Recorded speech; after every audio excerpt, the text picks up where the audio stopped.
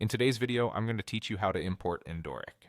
If you've downloaded a site layout or you're moving designs between projects, importing a JSON file in Dorik is a fast way to bring in pages, sections, and styles in one go.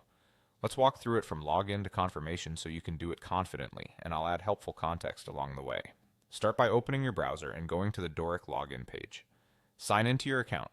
If you see an option that says Sign in as, click it and choose the Google account or login method you normally use. Once you're in, you'll land on your dashboard. From the dashboard, open the site where you want to bring the content in.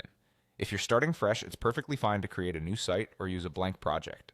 Working in a clean space can make it easier to review what the import adds, but this also works when you want to merge content into an existing site.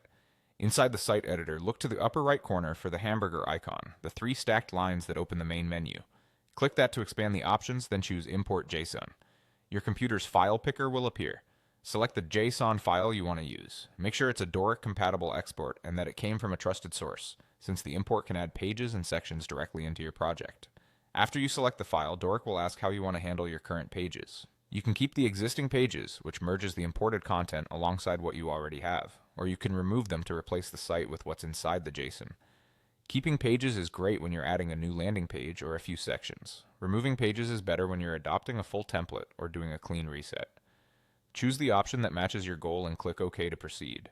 If you chose to remove existing pages, you'll see a confirmation prompt. Click Remove Existing Pages to confirm, and then click OK again to finalize. Dorik will process the import. This may take a moment depending on the size of the file. When the import completes, take a quick look through your pages and sections. Check that images display as expected, navigation links still point where you want, and any collection-based content aligns with your setup. If anything looks off, it's usually just a matter of tweaking page settings or updating links. That's it, your JSON import is done, and your content is ready to edit